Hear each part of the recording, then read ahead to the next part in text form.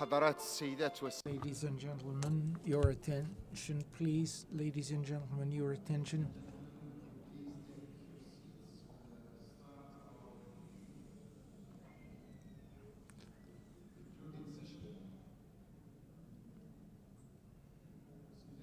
In the name of Allah, most merciful, most compassionate, peace and blessing be on our Prophet, his kith and kin, Honorable Speaker of the House of Representatives, the Honorable Secretary General of the IUP, the Honorable Representative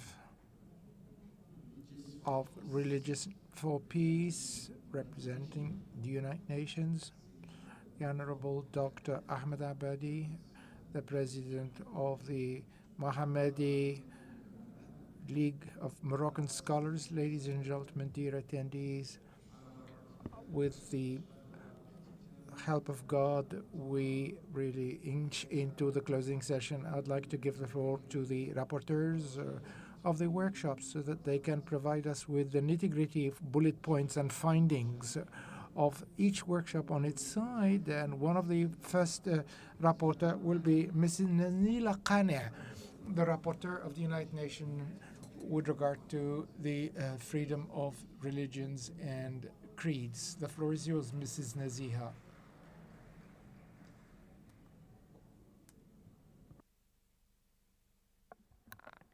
This is a summary of the high-level panel working together for the promotion of the rule of law, good practices and challenges. The first high-level panel discussed working together for the promotion of the rule of law, good practices and challenges. The rule of law runs counter to any arbitrary exercise of power and calls for the accountability of all institutions, individuals and groups to the same standard. The rule of law also assumes adherence to international law and human rights standards. Our first panelist, the Secretary General of the World Evangelical Alliance, said that religions and beliefs played a fundamental role in setting moral standards alongside the rule of law. He also highlighted the challenges in successfully legislating to allow freedom of religion or belief. Secondly, we heard from the Executive Director of Globe Ethics, who said that the rule of law was the basis for peaceful societies, but was not enough on its own. The world was facing a mistrust, and the challenge for both religious leaders and politicians was to build their ethical authority. Laws could protect freedom of religion or belief, but societies needed to believe in their added value for the common good. Next, the director of the International Panel of Parliamentarians for Freedom of Religion or Belief, IPP4, and former member of the parliament in Bolivia, explained that her organization supported MPs in their own initiatives to advance the human right of freedom of religion or belief. She noted that building democracy was the joint task of politicians and civil society, and that it was vital to nurture cooperation between the actors from different religions and beliefs around the world. The Speaker of the Congress of Deputies of Spain said that the rule of law enabled peace and coexistence in communities. The state was responsible for protecting the community and needed to work with religions or beliefs to do so, while remaining impartial. The law also needed to protect religious freedom, giving people the space in which to grow and to prosper, and to counter discourses of hate and discrimination. The Executive Secretary of the G5 Sahel Inter-Parliamentary Committee spoke about how the rule of law provided a framework in which everyone was treated on an equal footing. Parliaments had an important role to play in promoting and preserving the rule of law, particularly amid security crises such as in the Sahel. Interfaith and intra-faith dialogue could foster development on a global scale. Next, we heard from an imam and a rabbi, the co-founders of the Amana organization in Sweden, which works to counter anti-Semitism and Islamophobia. They spoke about the recent burning of the Quran in their country. Their organization was engaging with the Swedish Parliament to find appropriate and even-handed solutions to this expression of hatred, calling for multiple lines of action, not confined only to legal responses. The discussion was then open to the floor, and participants spoke about the representation of different religions and beliefs in their parliament or states, successes in building societies in which people of many religions and beliefs lived in harmony, the role of global bodies as forums for interfaith dialogue, and the importance of religious education. Participants also highlighted good practices with regard to youth issues, responses to blasphemy, the blessings and burdens of diversity, the necessity to include non-believers and non-citizens in dialogue, and the recognition and registration of religion and belief communities. All participants agreed that parliamentarians had a responsibility to uphold the rule of law, and that the cooperation of parliaments with religious leaders and civil society was beneficial. It was an excellent panel, and I was delighted to moderate it. Thank you.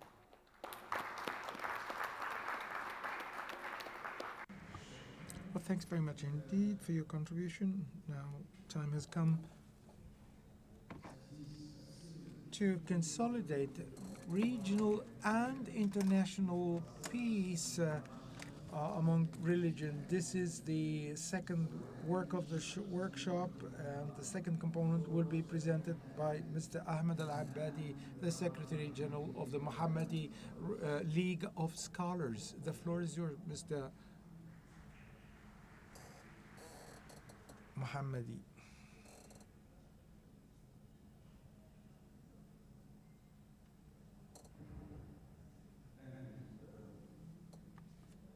The panel had the goal to see clearly in the functionality of intra-religious dialogue to promote peace, and that regionally and globally, but also to enforce the rule of law in our world, and also to face the matters of interpretational derives. For when you hijack a religious text and use non-consentized upon tools of interpretation, you might come up with matters that the religious text has never intended. And we gave a salient example to that, which was extremism that would lead to terrorism, that would lead to crimes against humanity. It all starts by interpretations. And we've spotted, through the interventions of the panelists, we have spotted many magnetisms, many grievances, and many other legislative matters that would be leaned upon to derive some interpretations that would legitimize terrorism in various confessions. And the panelists have addressed this. We had a very rich panel. Mr. Naik has also put in exergue those dimensions and recommended that the scholastic, knowledgeable approach to interpretation needs to be regulated, but also we need to have horizons before our brains, souls, and eyes that we would target by those interpretations. The panelists have agreed upon the fact that the finality of finalities in all religions was to provide happiness here and in the hereafter. and that the codifications were statistically wise nothing beyond 4% of the religious texts, whereas the other 96% are about love, are about connectedness, are about doing together and living together. And codification share in all religions is nothing beyond this. Also, we have tackled, I have challenged one of the panelists, Mr. Al-Khou'i, asking him, since I am a Sunni on this panel, and you are a Shi'i on that same panel, how would you demonstrate the functionality of intra-religious dialogue, just to differentiate ourselves from the kambayas of your brothers and sisters, love each other, and so on? His response was very vibrant. He said, well, I have a practice that I would qualify as being the best. We could extinguish fires of fitna and of differences in Iraq through intra-faith dialogue, and it was functional. And it started very painfully in the beginning, but yet afterwards we could prevail, and now we do not pretend that it's perfection, because solutions do come in pixels. And then I've challenged Ma'am Speaker, who also has addressed those matters, by asking her, well, what is the role of academia in those regards? And her response was also very vibrant, because she could say that academia is to master the toolbox for interpretation and of interaction with the texts, but also for the evaluation of implementation. Through her vast expertise, she could interact in a very clear way about this matter and challenge. We had also Mr. Herring, who was in the panel as an Irish representative of the Irish Parliament, and his contribution was very valuable, because he also could put in exergue the Irish experience, and he demonstrated that it was a very wonderful bliss and blessing to have intra-faith dialogue, because we could avoid many threats, and we could start a certain building together, which was echoed by the room, and it was very beautiful, by an English parliamentarian who has validated this approach and witnessed that it was so. The room has interacted in a very positive way, and we could reach the following recommendations. One, to be elected as spokesman of a nation, parliamentarians who are translating, interpreting the heartbeats of their nations, and who are trying to bring into reality their aspirations and their hopes, do have the keen responsibility to listen well. And I loved very much the fact that one of the panelists, Licia, who was talking about youth, said, well, we should recall that God has created us with 2 ears, but with 1 mouth. So we should listen more, and I really appreciated their support. She also advocated for the contribution of youth, not just to be given an opportunity to speak and express themselves, but also to bring up solutions, because the globe, the planet, is theirs more than it is ours, those older generations. So among the recommendations was the fact that we needed some expertise, some basics to be there, and if they are not there, we should also look for the sustainable training and capacities building to allow our parliamentarians to be better interpreters. As for the religious leaders, we have recommended that we needed academia to step in, to go through the complexifications and complexities, to state the problems and then to tackle them and address them in order to find solutions to those problems.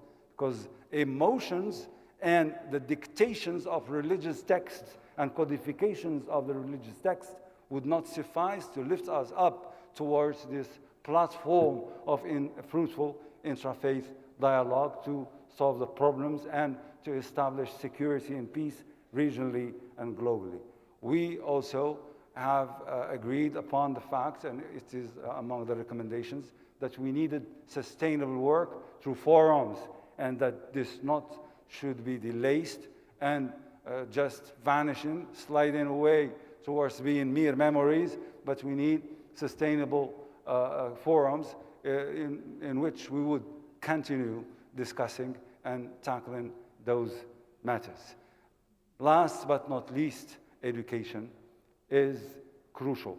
Not just the programs of the curriculum, but also the didactics and pedagogy that are adopted, and a greater role for our younger generations so that we can allow appropriation of those big problematics and build up capacities to see clearer and not just as dictated dogmas, but appropriated convictions. I would love to end here by the fact that education is to be yoked also with the global dream of living together on this little tiny pale blue dot as one extended family, watching for each other and trying to avoid the worst. Thank you very much. Well, thanks very much indeed, Dr. Ahmed Al-Abadi. The findings, particularly with regard to the first component, particularly on the rule of law, on the religions, important models and models that will be presented by Professor Alfonso Santiago. He is the director of the School of International Relations in the University of Austral, Argentina. He will be reading out the findings of his workshop. The floor is yours, sir.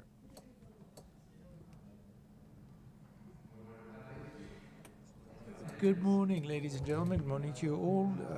Our panel has addressed the topic of the articulation holding between politics and religion, between religious community and state. We have attempted to convey a concrete and tangible findings, and we have been able to revise these principles and their definitions in the various constitutions, particularly in Europe, Asia, Africa, or in America. And the various speakers who took part in this workshop have underscored that the principle of structure involving religious authority and political authority is established in the national constitutional text and national, as well as in the practical reality on the ground. And we came to an agreement in this panel on the definition of the terms that needs to define the relationship holding between the state and religious community and between politics and religion at the parliamentary. The first basic principle pertains to the distinction being made of the political order with regard to the religious order. And so since it's a different order as to the final goals and the missions and the methods that are used, and subsequent to this first distinction that was made, it's up to the state to take into consideration, and in a very positive way, the religious phenomena, because religion brings quite a lot of positive things to the citizens and to the community. And religions give a meaning to life, give cohesion to the communities and to the families, and encourage solidarity between people and taking care of the most vulnerable segments of our communities. And so through religion, there are limitations to to the political power, to scientific development. They can dehumanize, contribute to dehumanize humanity, and then this reinforces the moral convictions of the of staff and who are indispensable for the achievement of the welfare and well-being. Subsequent to the first distinction, the state on the basis of the goods, right after this definition, positive definition was made, that what we need to do is to give freedom to the religious and freedom of worship to all individuals as well as the groups, while recognizing their autonomy, the women autonomy, particularly as well as the religious economy. We need to recognize this freedom in the widest possible sense, as is the case in the international text. Recognition, individual recognition, but with autonomy for the for collective populations. And so one thing that has been identified pertains to engage in making this articulation between politics and religious people through agreements, and particularly within an equality framework. All this is based on the secular rule of law, particularly, and there is the freedom of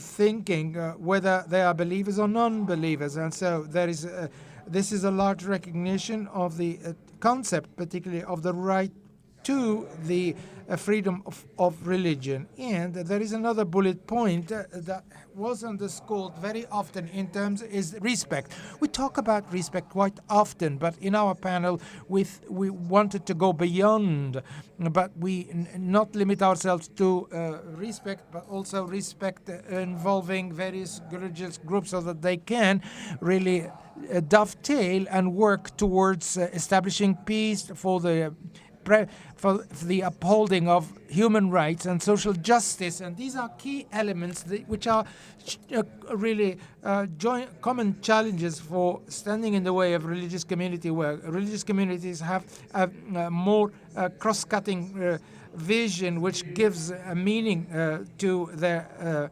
life. But there are activities that are in agreement with the political agenda, and so the political authority need to take this opportunity and need to grab this inspiration from religion to be able to move forward and convey to the people and to the community at all the necessary messages so that they can be really can cope with the challenges that are common to all in their capacity as human beings who have a right to a decent living. Finally, our panel, we said that we need not just define good ideas, which is the cause, but we needed to go more to action rather than limiting ourselves to defining some of the initiatives that have been put forth and tabled to promote social activities and continue to really disseminate all the profitable effects accruing from religion, particularly in the community, but equally the need to sign an agreement or a declaration in order for the freedom of religion and interfaith dialogue. And we have addressed as well other bullet points subsequent to a general consensus, and so we need to convey that there is consensus-based agreement through the drafting of a declaration so that these conclusions have more visibility and more legal clout and power. And so we need to engage in more exchanges. What are the conclusions accruing from the work concerning this aspect that pertains to the having more institutional relations involving religious communities? We notice that there are various possibilities, but there are common principles that are the underpinning foundations and that could be drafted in an international declaration. Thank you.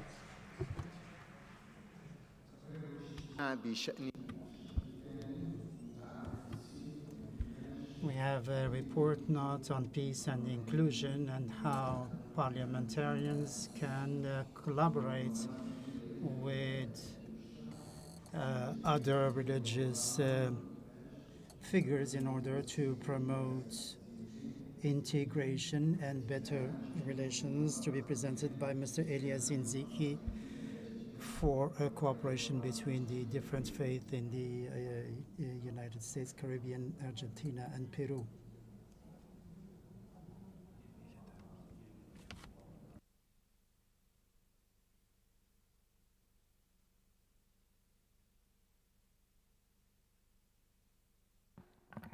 Bueno, continúa.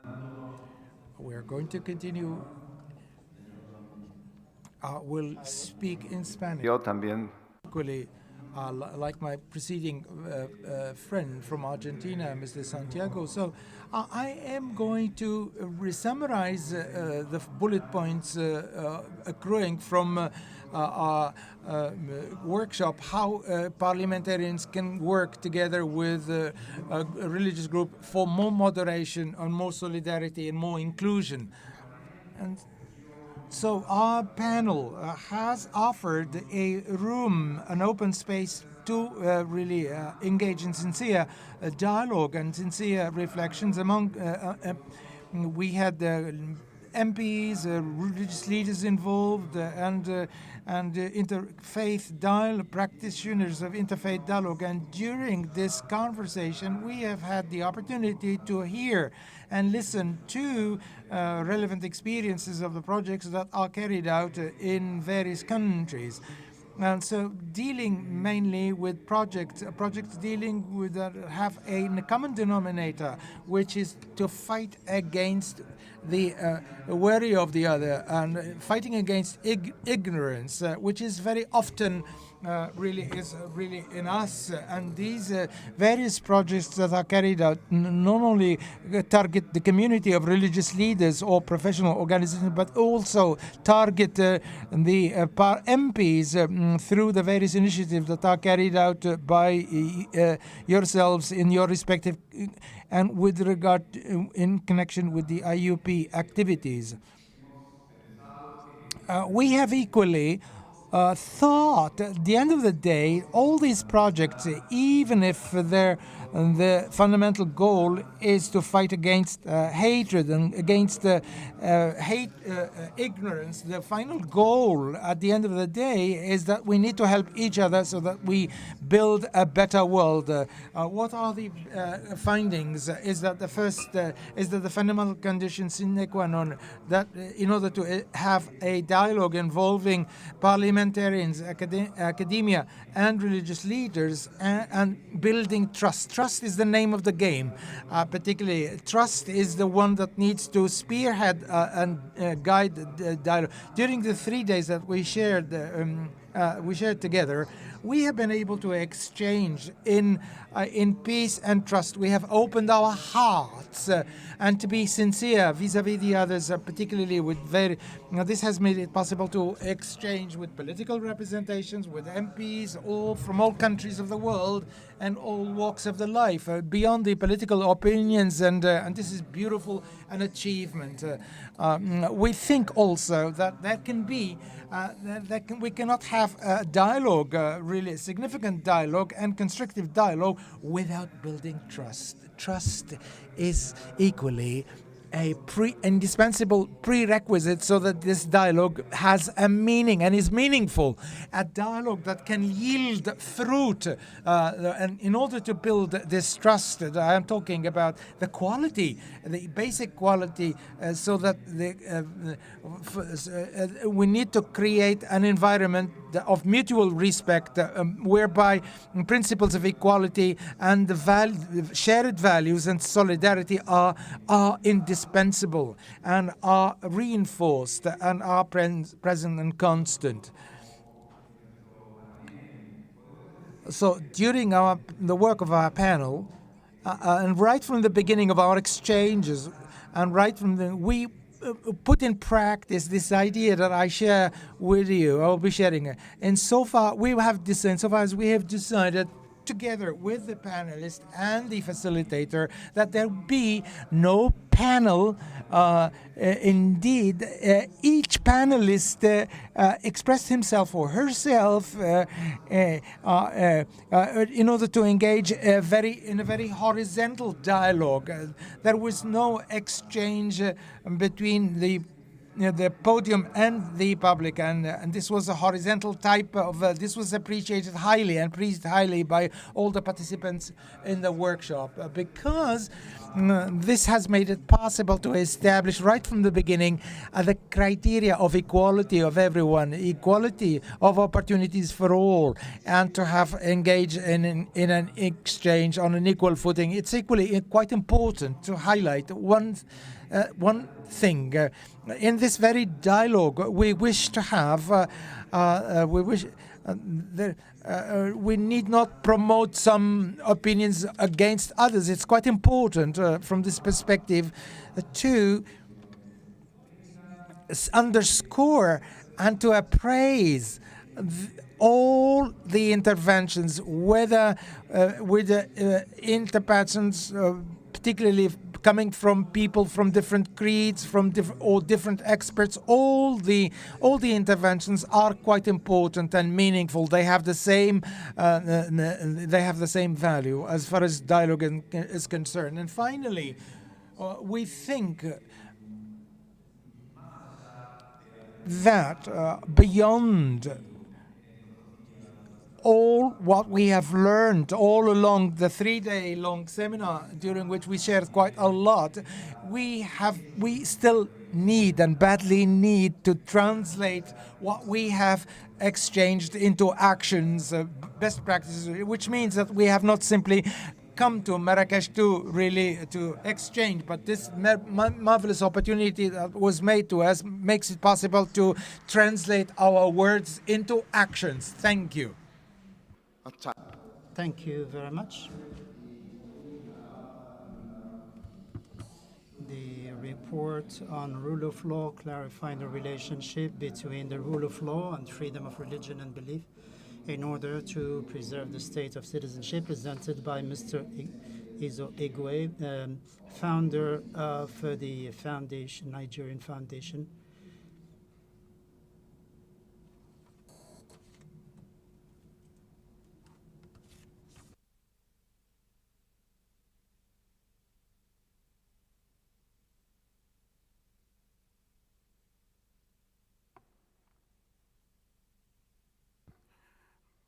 Our panel discussed clarifying the relationship between the rule of law and freedom of religion or belief to preserve statehood and citizenship. The panel discussed the relationship between the rule of law and freedom of religion or belief. First, the panelists and the moderator provided working definition of these concepts. The rule of law safeguards the social order, so all individuals in a given society abide by the same laws and benefit equally from their protection. The rule of law is therefore rooted in a social contract between members of a community, that is the citizens in a broad sense. This idea contrasts with divine sovereignty, embedded in the notion of God's authority over creation. Freedom of religion or belief is a human right that should be respected regardless of an individual's religious adherence, country, gender, age, ethnicity, etc. Difficulties can emerge at the intersection between the rule of law and freedom of religion or belief. Where the expression of religion or belief based on divine sovereignty competes with other rights enshrined by the rule of law, including the freedom of religion or belief of other individuals, thus challenging the social contract. Where authorities illegitimately seek to limit freedom of religion or belief, often targeting marginalized groups. In these cases, the rule of law must be maintained to preserve the social contract from which statehood and citizenship derive. The panel discussed situations in which those that do not share the religion of the majority have been persecuted. In that regard, upholding the rule of law to guarantee freedom of religion or belief is also critical to the realization of an inclusive interfaith dialogue. Intra and interfaith dialogue should be understood as an exercise of equals, in which multiple truths can coexist, and in which one person's freedom of religion ends where another begins. In conclusion, the panel agreed that the momentum should be sustained, encouraging all participants to engage in further dialogue. The panel also invited the IPU to consider the development of a self-assessment toolkit and model legislation for parliaments to gauge their religious sensitivity and uphold the rule of law, guaranteeing the freedom of religion or belief for all members of the society. Once again, I thank the IPU for inviting Humanist International to this event. Shukran. Thank you. The conclusions of the discussion regarding the alliance between religious leaders and parliamentarians for the promotion of gender equality and the participation of youth. This will be presented by Mrs. Sabina Gucci, the representative of the International Parliamentary Platform for Freedom of Religion, member of the Federal Parliament in Bosnia-Herzegovina.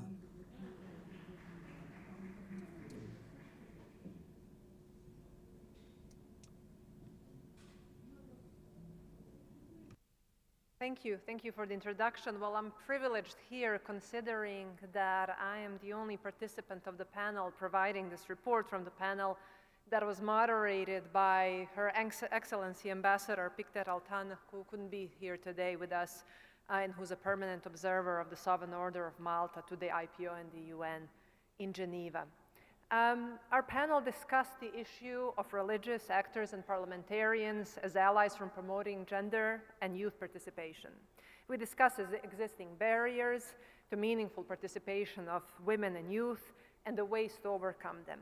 We moved away from simply identifying the problems and actually talked about the solutions, best and necessary practices to provide a meaningful participation of women and youth at the decision-making tables, both in parliaments and faith-based organizations.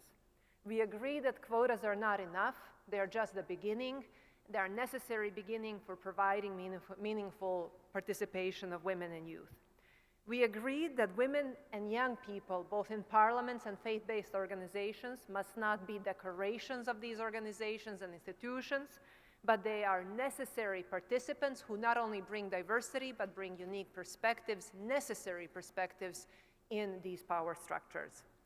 We agreed that what is necessary to be done is to reduce age of eligibility on parliamentarians to include more youth aligned with voting rights, facilitate more youth and women in leadership positions in both parties, political parties, parliaments, and faith-based organizations.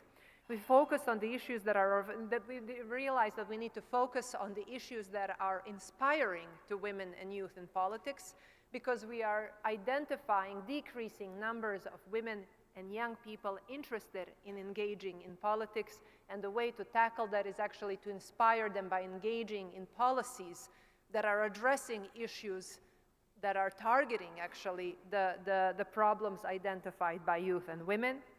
We discussed that we need to address gender-based violence and sexism, as well as youth depreciation with and within the political parties themselves to change the culture of parliaments.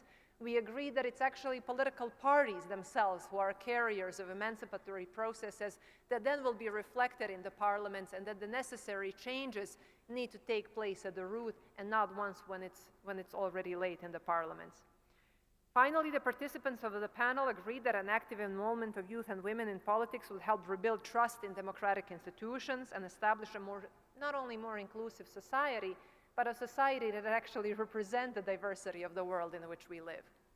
We participated here for 3 interesting, maybe even magnificent days here in Morocco, in Marrakesh. And what became evident is that many of you who stood at this podium said we need to work together. It's a privilege for me as a parliamentarian from Bosnia and Herzegovina to have access to leaders of faith-based organizations and religious leaders, and to talk about the ways in which we can work and must work together in bringing underprivileged groups to the decision-making table and ensuring meaningful participation, and not just participation, but actually decision-making by the underrepresented groups. Let's not shy away from the individual responsibility that each and every one of us has here to provide mechanisms, resources, and what we all on the panel agreed, paths to education, emancipatory education, both in faith-based organizations and in politics, for particularly marginalized groups, which unfortunately women and young people continue to be in our organizations. Thank you. شكرا سيدتي. Thank you. The report on promoting trust and mutual recognition, the contributions of religious actors and parliamentarians to counter hate speech, incitement to violence, and digital challenges to democracy. This is to be presented by Mrs. Nihal Saad, Director, UNAOC, United Nations Alliance of Civilizations. Madam, the floor is yours.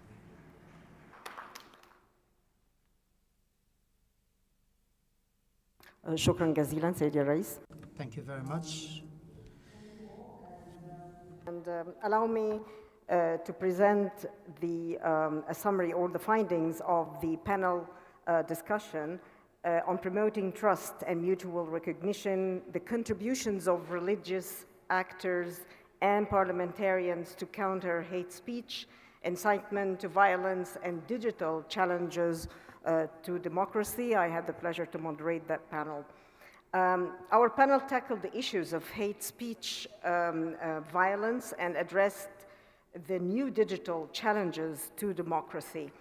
Part of our discussion questioned the relationship between freedom of religion or belief on the one hand and the freedom of expression on the other. Participants especially emphasized the necessity to rebuild trust, to promote quality education on these issues, and to advocate for constructive cooperation between parliamentarians and religious actors to counter these narratives of hatred.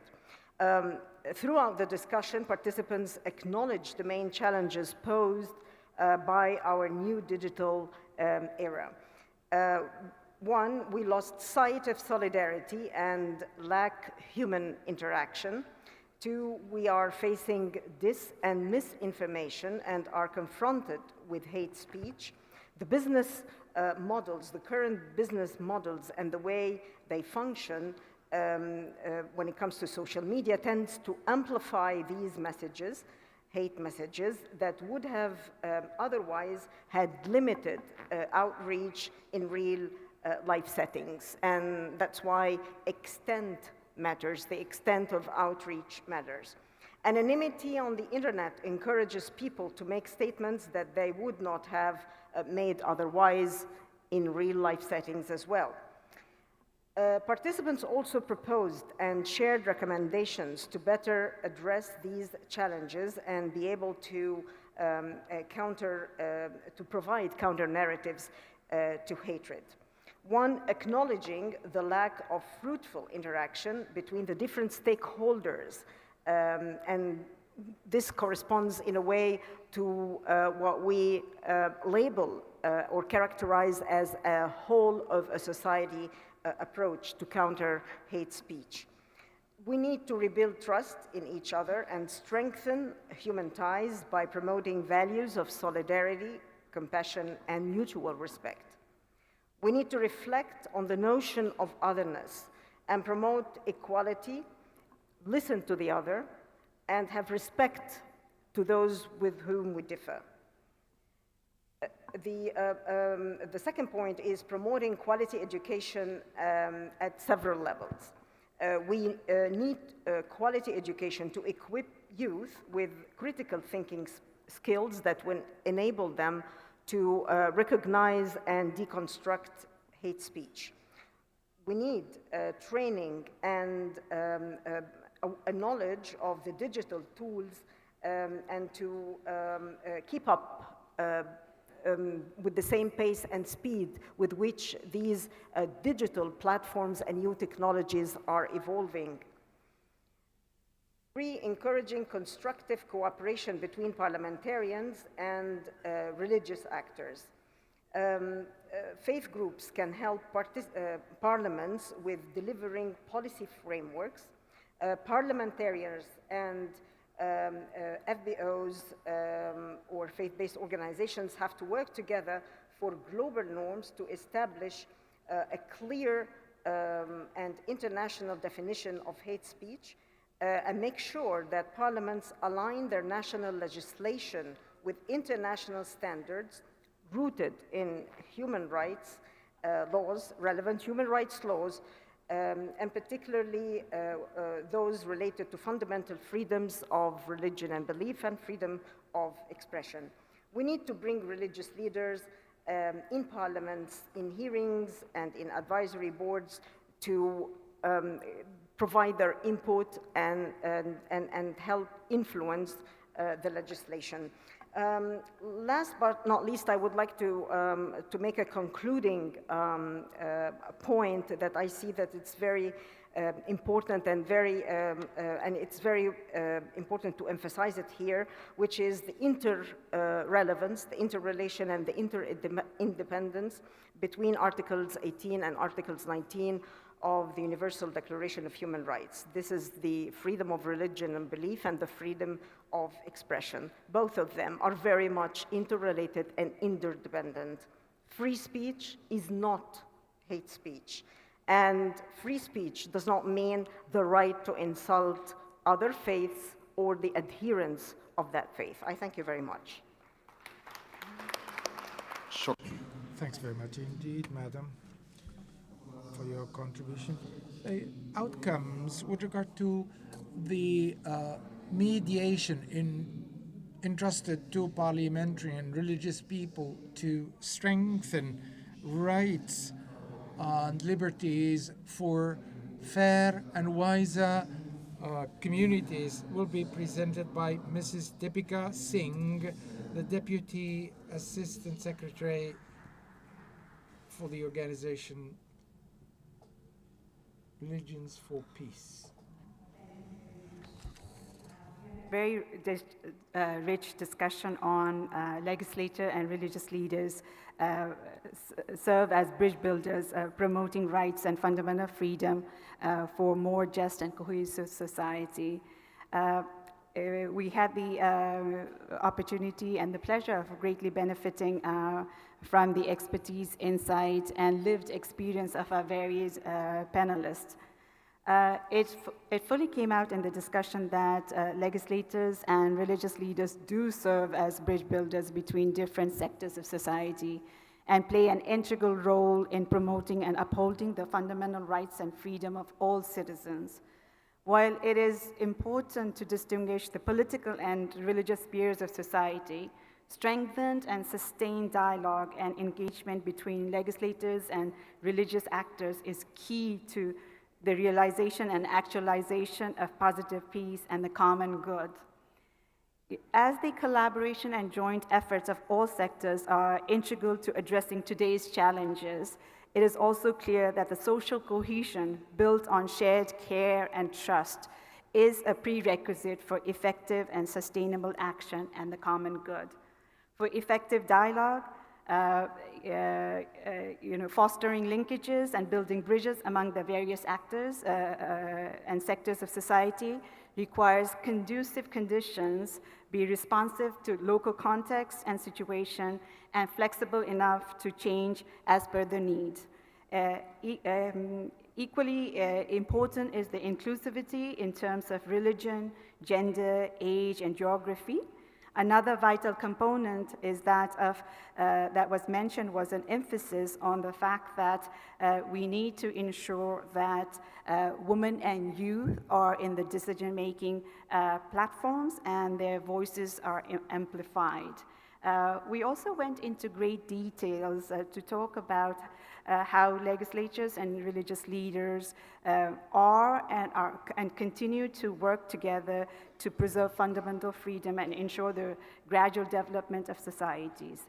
As mentioned, one example was in Bahrain, the cooperation and dialogue between legislatures and the religious leaders was essential in the drafting of legislation addressing the personal status and the economic situation of low-income households. In Malawi, religious leaders hold accountable legislatures when their political discourses turn into hate speech. They work together as agents for peace and stability. In Benin, legislatures have ensured that religious communities can celebrate religious holidays according to their beliefs. Legislatures are the interpreters of the heartbeat of their constituents, while religious leaders have the capacity to inspire their followers to achieve nobility. Together, they have a unique opportunity to restore trust. However, for the cooperation to work, dialogue between legislatures and religious leaders should be sincere, deep, realistic, and pragmatic. They should set aside their political and religious differences, as collaboration leaves no room for competition. Legislatures and religious leaders should also shoulder their respective responsibilities, whether they are in secular society or not. Religious leaders should ensure that the religious discourse is used in a conscious manner and remind all sectors of society that human existence is governed by social and moral laws of cause and effect. Legislatures, on the other hand, should work with all religion, not only the ones that they support or the ones they come from. Finally, both legislatures and religious leaders should ensure that their collaboration is inclusive and involves all stakeholders, particularly women, young people, tribal leaders, and other minorities. So how do we move forward from here? Well, we need to ensure that the basic requirements to include women and youth and minorities are met in order to enable these groups to participate in a meaningful manner in the interfaith dialogue. We need to ensure that at the international level, the flow of information reaches the local level. At the regional level and local level, the international community, state actors, and other relevant stakeholders are encouraged to also support local and regional coalition, including those led by women and young people. Thank you so much. شكرا. Thank you very much. I would like now, in my own name and on behalf of the International Parliamentary Union and the Moroccan Parliament, to extend my sincere thanks to the rapporteurs of the different meetings and sessions that we have held and the outcomes that they have shared with us. We now move on to the final communique of this conference, and I would like to give the floor to Mrs. Ayantutai to tackle the first part on the whereases or preambular part of this final document of our conference. You have the floor, madam.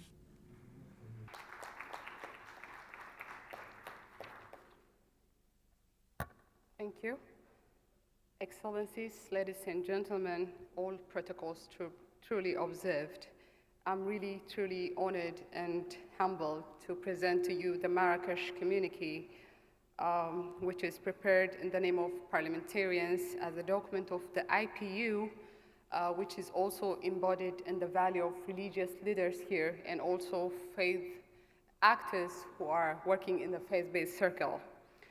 From the discussion we had in these 3 days, we believe that interfaith dialogue that is grounded in support of fundamental rights and freedoms is an essential tool for promoting inclusivity and peaceful coexistence, upholding the true rule of law and encouraging collective efforts to achieve a better society.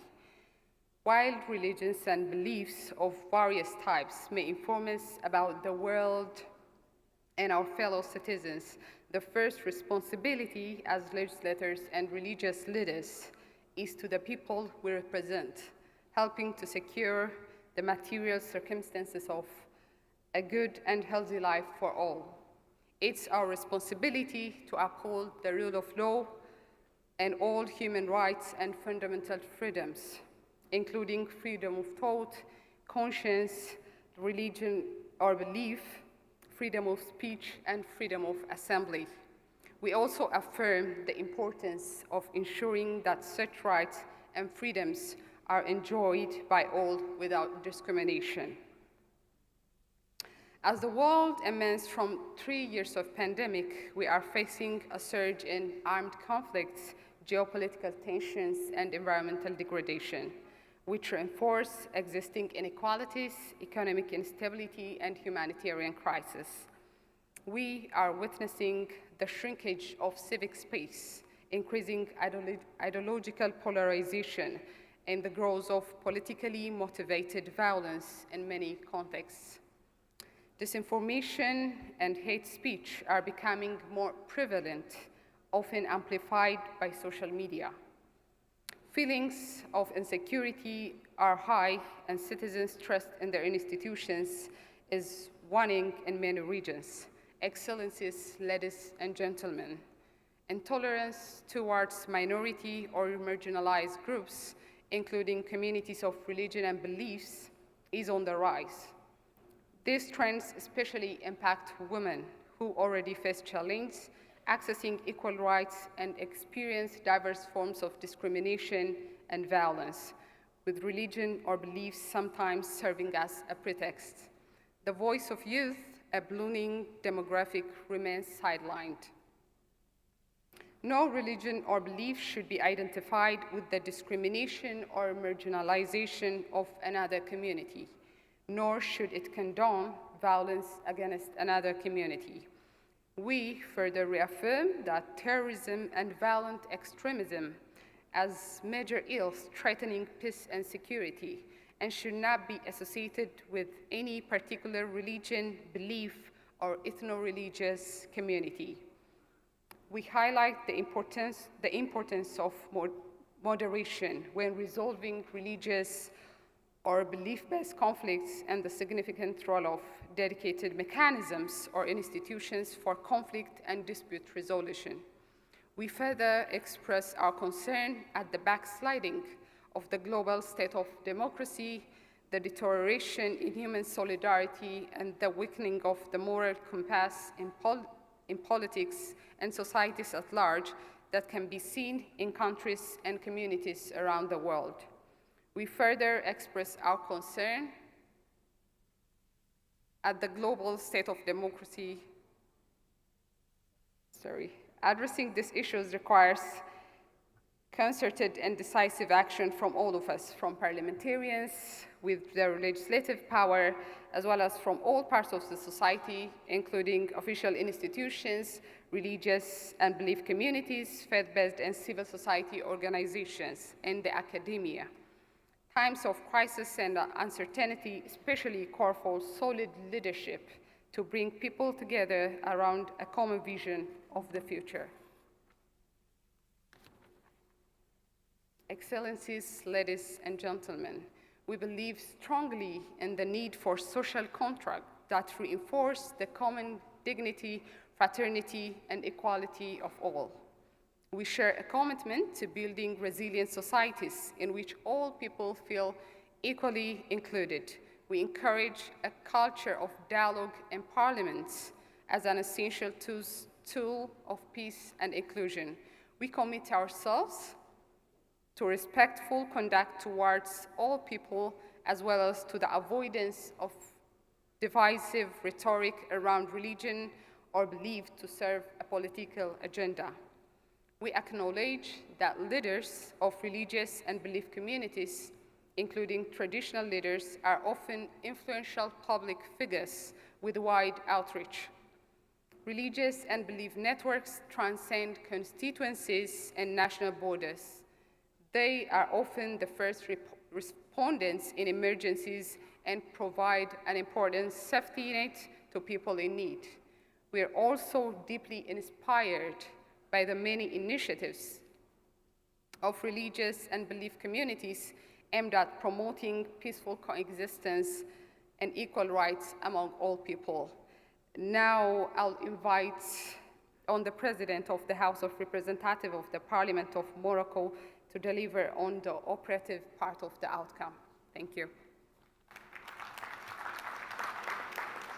شكرا. Thank you.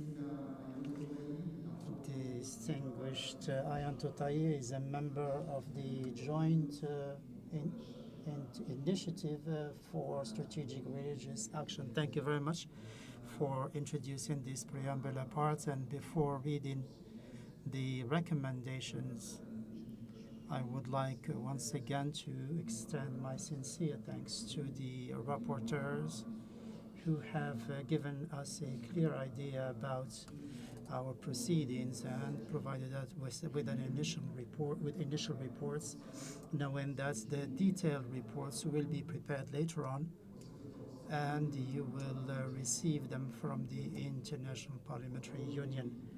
I would like to remind you briefly of what we have agreed upon in Marrakesh regarding the new horizon, that cooperation between parliamentarians and religious leaders and representatives of civil society can do in order to serve interfaith and coexistence between different cultures and civilizations. These are the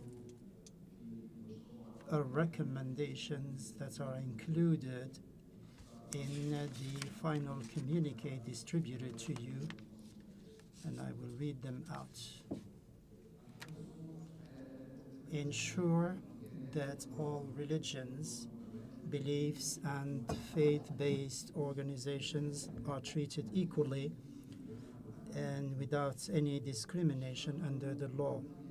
Include representatives of religions, beliefs, and faith-based organizations alongside other civil society representatives in the ongoing efforts to secure the implementation of national legislation and international commitments and the promotion of social cohesion, taking into consideration diversity. Engage a dialogue with religious and belief leaders and communities to help build solidarity and effectively rise to the major challenges of our time, such as poverty, inequality, climate change, conflicts, and war, as well as widespread addiction, overconsumption, and digital technology, including the negative uses of artificial intelligence. Set up parliamentary groups or parliamentary committees within national parliaments on interfaith and intercultural dialogue for peaceful coexistence and social inclusion, and enable cooperation between these groups or committees. Promote greater cooperation between religious and belief representatives and national authorities in combating crimes such as human trafficking, domestic servitude, domestic violence, and forced labor, and ensuring the protection of the victims thereof. Develop parliamentary codes of conduct to ensure respect for the rights to freedom and religion, belief, and prevention of hate speech. Promote the principles of inclusion and diversity from an early age, including education about the other, as well as respect for all religions and beliefs, knowing that these are foundational principles of peaceful and inclusive societies. Engage in advocacy for public education and awareness raising, focused on promoting respect and understanding between individuals and communities across religions and beliefs, upholding the dignity of all. Counter the hate speech or contempt for individuals due to their religious or belief affiliation, and robustly address discriminatory treatment, including through legislative initiatives.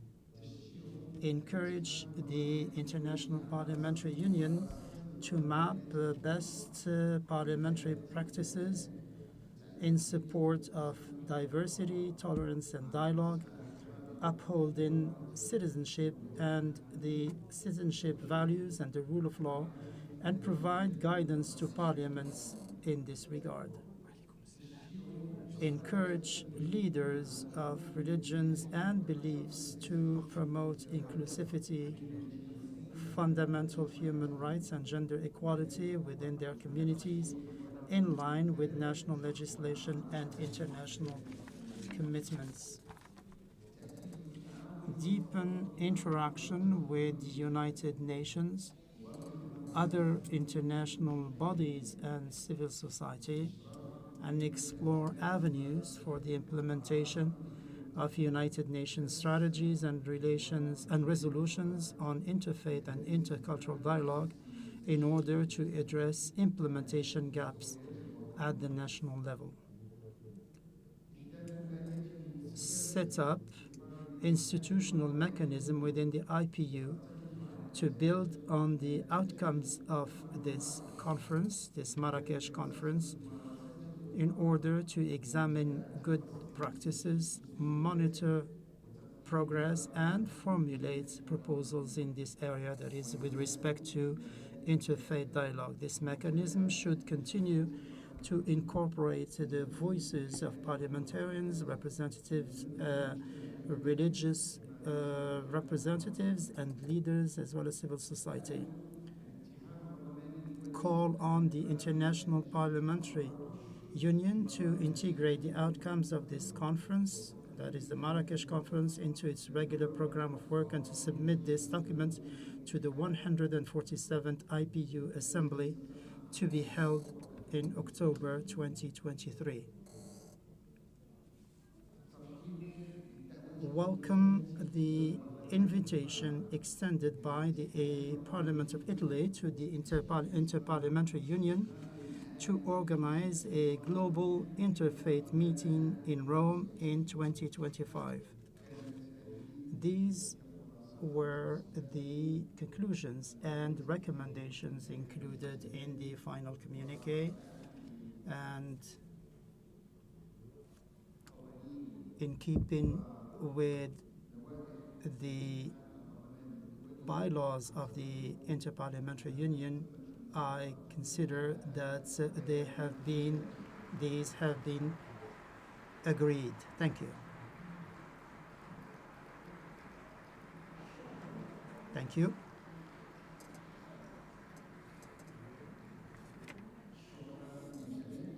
Thank you very much. I now give the floor.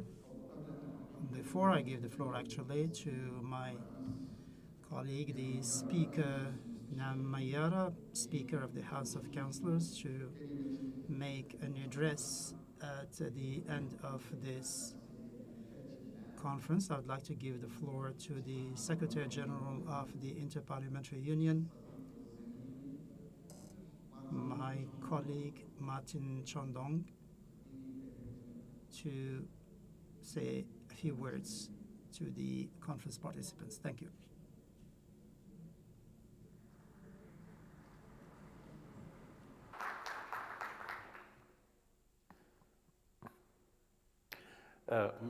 Right Honorable Speaker of the House of Representatives, thank you for giving me the floor. I would also like to recognize the presence beside you of the House, the Speaker of the House of Councillors of the Kingdom of Morocco, and other distinguished members of the podium here. Honorable speakers and members of Parliament present here, I think I'm safe in saying that we had some 70 delegations or parliaments represented at this meeting. Distinguished representatives of various religious and faith-based organizations attending this meeting, ladies and gentlemen. I don't know what to say here. I'm so emotional now at this.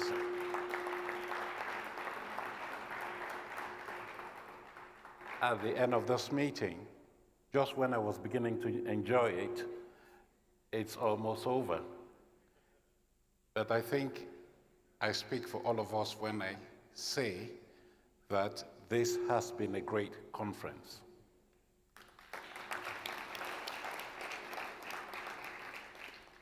When we decided to hold this conference, we were wading into uncharted waters. We didn't know what to expect. It was the first time we were attempting to bring together parliamentarians, religious leaders, and civil society. And indeed, over the past 3 days, I've had to be pinching myself all the time during breakfast when I see not only people wearing suits, but also people wearing religious attires, all of them very elegant. And then I realized that we're all participating in the same meeting. And that is what I think Parliament is all about, bringing together people of all backgrounds to hold discussions, dialogue, in order to find solutions to the issues that are facing humanity. So I can say, and this is at the risk of patting ourselves on the back, that this conference has exceeded expectations.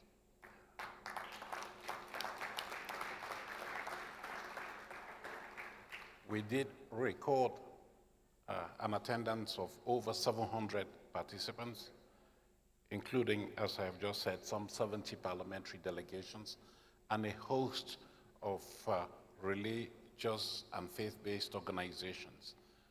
One regret when listening to the reports from the rapporteurs on the panels, one regret is that we did not have enough representation of a category of people, and I believe that is one of the lessons we have learned.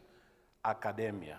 Academia was not here, or they were here, but they were underrepresented. So I think that we take home this lesson learned and make sure, in the name of inclusion, that next time we have more representatives from academia. Let me then, on your behalf, extend our thanks to our gracious Moroccan hosts for hosting this very important conference under the high patronage of His Majesty King Mohammed VI of the Kingdom of Morocco. And I would like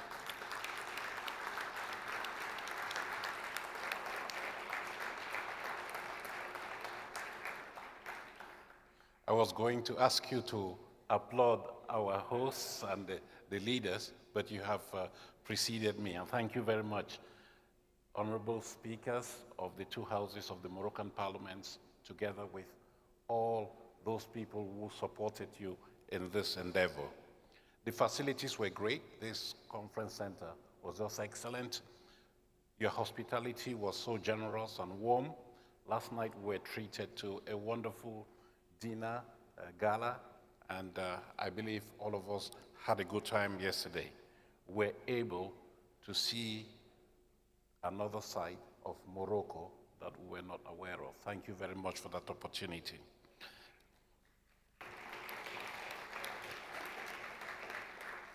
Of course, I said that this was a multi-stakeholder endeavor. We had a host of other partners who were with us. We have Religions for Peace, which I am ashamed to say I was discovering. I had known of their work, but I had not had the opportunity to be engaged with them. And I must say that it has been an amazing experience. Thank you, Religions for Peace. Of course, we have our age-old partners, the United Nations Alliance of Civilizations. Nihal, thank you very much for being such a strong partner. Thank you very much. Thank you. Then Dr. Abadi. Everybody kept asking me, who is that great guy? Who is that great guy? And I said, I became really jealous. I became really jealous because I thought I was the great guy. Thank you very much. Thank you very much for your support from the Muhammadiyah League of Religious Scholars. It has been great. I see our distinguished colleague, the independent expert on freedom of religion here and left and center. There are so many people here who work with us. Thank you all. But let me record a special word of thanks to those people whom we don't see very much, the unsung heroes. I mean, the administrative staff of the Parliament of Morocco, ably led by the two Secretaries General sitting there.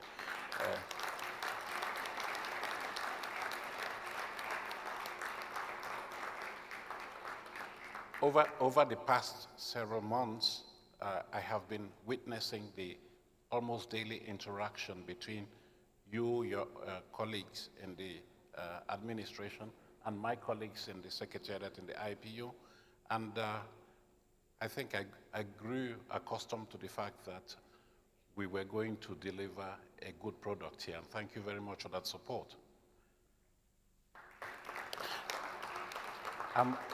Ambassador Philip, my colleague here, sitting here, you and I were just having a conversation here, and she said, look at that amazing group of young people from the IPO who contributed to this work, and effectively. And I said, yes, that is the changing face of the IPU.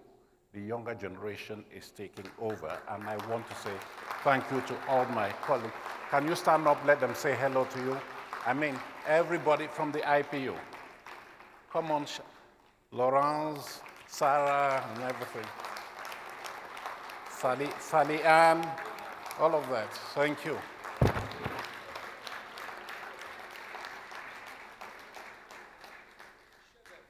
Thank you. And of course, the Moroccan, Mr. Secretary General, if you do have your colleagues in the room here, staff members, please let them just stand up so we can acknowledge them.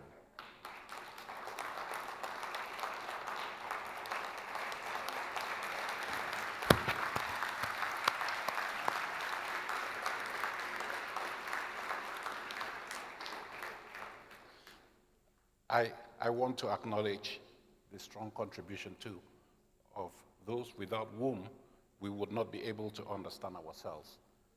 The interpreters who have worked tirelessly. I don't know where they are, but I can hear them. And so there is dialogue, and that dialogue has been possible because we have some people who have broken down the language barrier. So I want to acknowledge them. But, Mr. Speaker, you will forgive me if I go on and on here. It is just because I think that a lot has happened during these past 3 days, and it is important for us as the umbrella organization of parliaments to say how convinced we are of the initiative that we have launched in support, with support from the Kingdom of Morocco. First of all, I think I have learned a lot. There's one thing that I got confirmation of, and that is parliamentarians talking a lot. And it comes from the very word parliament, parlementaires, parler in French, or speaking. I knew that working with parliamentarians, they speak. But now I have learned that religious leaders and stakeholders also like to talk. And that is why we had the dialogue here. The lesson we have learned, Ambassador Philip, dear Anda, is that next time we should provide for longer days here in another conference such as this one so that we can have more discussions. Thank you. Thank you, Mr. Secretary General. Just Let me conclude. Excuse me. I thought that you finished. Okay, sorry. Let me say that I have learned those lessons, but I think, as I said, we're wading into uncharted waters. The issue of interfaith dialogue may be very fraught, may be very sensitive, but I thought that the initiative was a sensible one, promoting dialogue between these different communities. And that is why I think we have just adopted unanimously the communique, which is our common understanding of what the issue is and how we can move forward to address those challenges. Because we think that the world today is fraught with a lot of crisis and conflict, and it is because the various communities are not talking to one another in order to understand their differences and see how they can be resolved. And I'm glad that we're able to give this opportunity to you all. I'm glad that we had a meeting of the minds with the Moroccan authorities. And let me give you 3 messages that I think I'm taking away with me, and I believe you'll agree with me. First of all, we kept on and on talking about equality, the importance of equal rights and dignity for humankind. We talked about the right to the freedom of religion. We should not just be paying lip service to the right to the freedom of religion. We talked about our joint freedom to uphold these rights. We also, ladies and gentlemen, stressed the need for religion or belief to be protected collectively as a possibility and a requirement to protect individuals and not religions per se. I think this is a very important message for me. Secondly, as His Majesty the King said in his inaugural message to us, what our world is witnessing today is not so much a clash of civilization as a clash of ignorances. Let us work together to promote education, as many of you said in the reports that came up here, education about the other, trying to understand the other, about religion and belief driven by respect, respect in capital letters. I think I had that word in virtually all the reports that were presented to you today. Lastly, parliamentarians and religious leaders have different mandates, of course, but many things in common. We are both leaders, and we are here. We all aim to serve our communities. Let us see where we can work in the service of our people, promote solidarity, gender equality, youth participation, and thank you very much, young people. Counter intolerance, that was stressed in the final communique, counter intolerance, and uphold the rights of all. So, I believe that the greatest gift that these past days have given us all has been trust. Trust that has been built because we have been able to talk with one another, we have been able to converse with one another, expressing our various points of view, because we are united in our common ambition to save humanity. So, the words are inclusion, respect, trust, of course, all of this intended to build a better world for all of us. And it is only possible if we can dialogue, we can converse with one another. And I offer that parliaments, as the representative institutions of societies, must take the initiative, must drive this dialogue between communities irrespective of their differences. Thank you very much.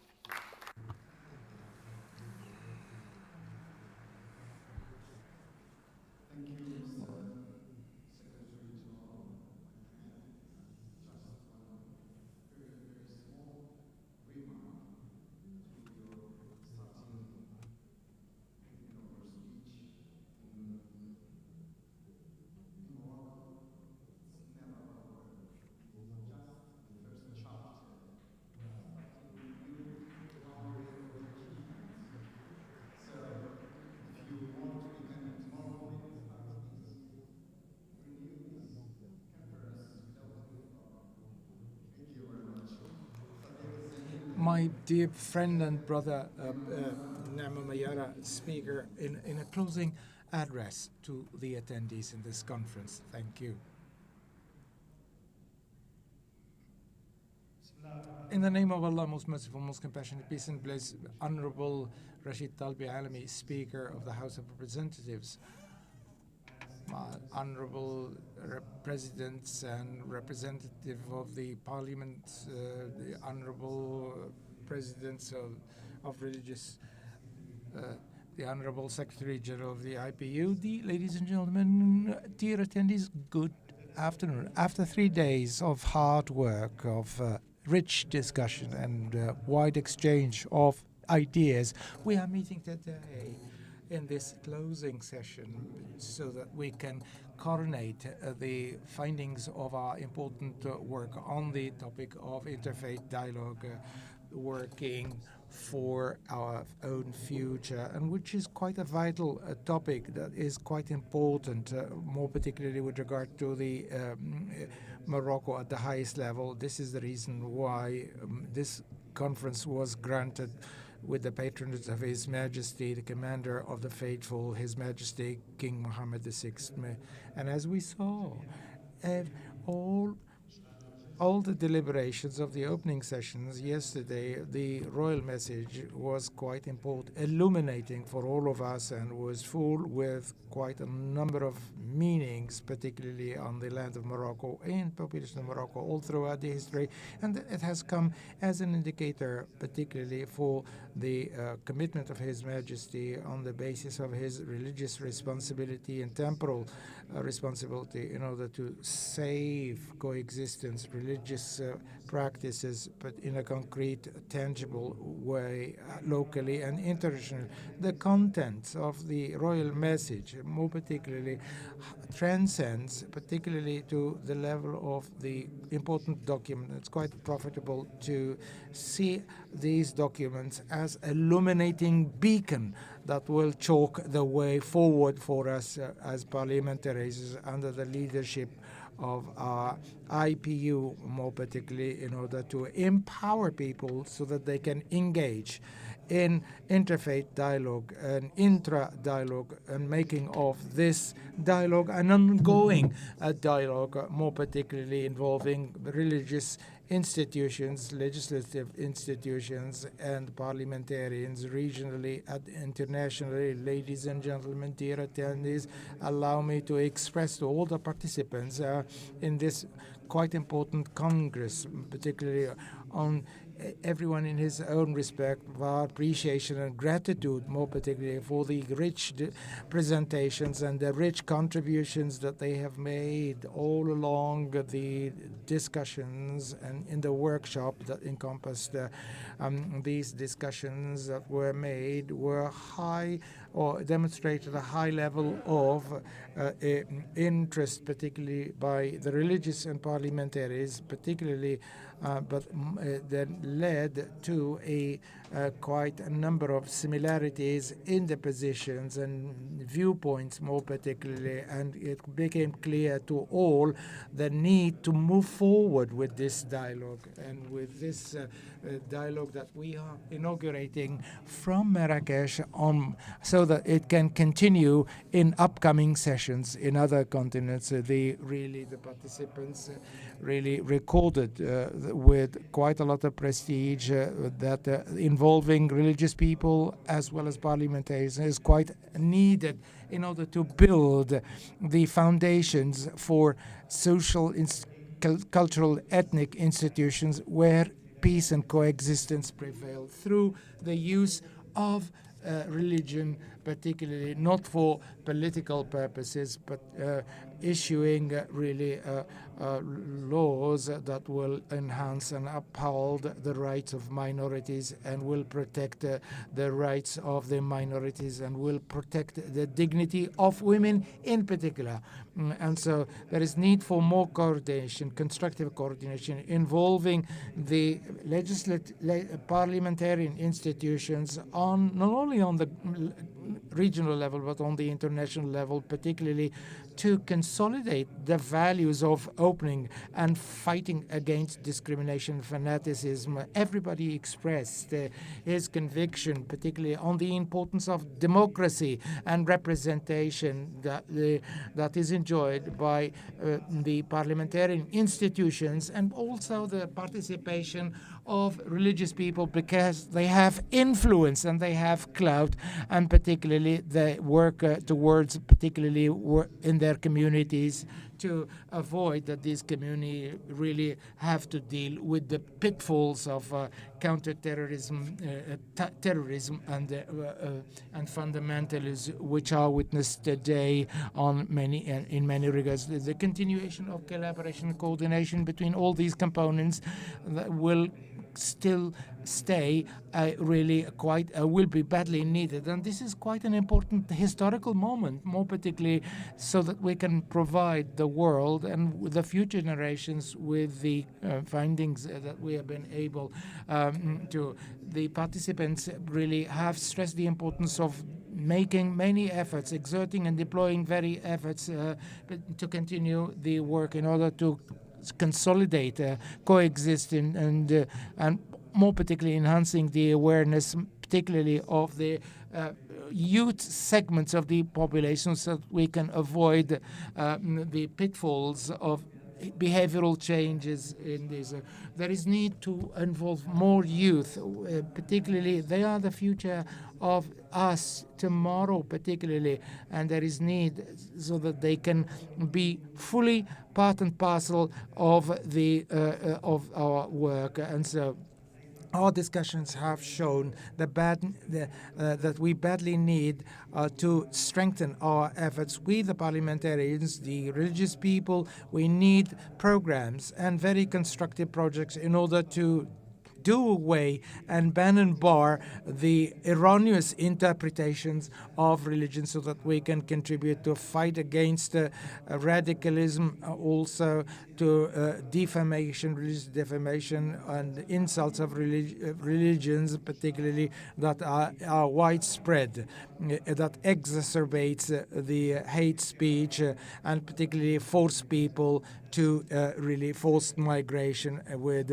particularly the participants agreed on the role to clarify the rule and to strike a balance as an added value in the human rights and also in respecting religion in order to protect and enhance coexistence between all religions. Then we badly need also to really to confront all the legislations that restricts and limits the freedom of the individual and also impact negatively the minorities. It's quite urgent to remove all the barriers standing in the way of religions, so that we can really, so that peace can prevail and coexistence prevail. It's quite important within this regard to stress the importance to really really to engage in the provision of training for religious people so that they can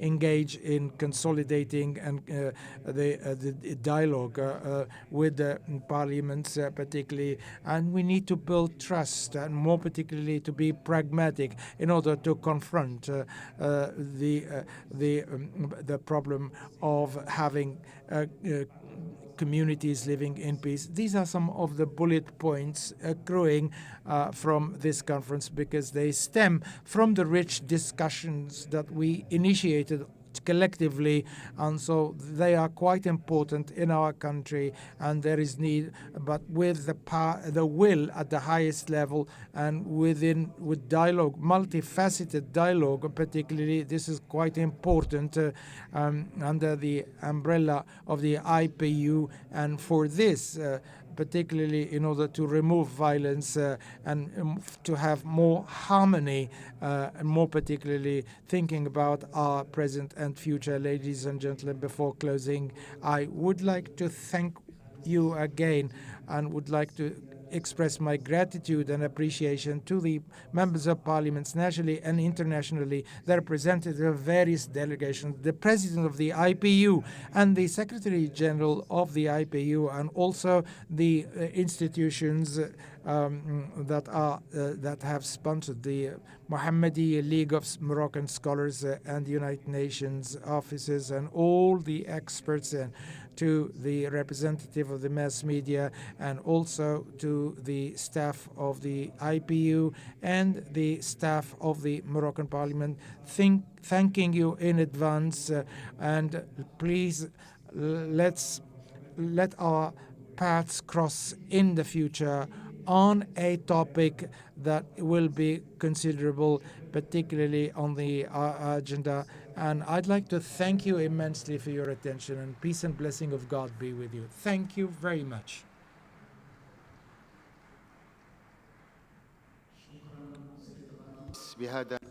Thank you, Mr. Speaker. And this concludes our proceedings, and we look forward to seeing you at the next conference. Thank you so much again, and we adjourn. Thank you very much.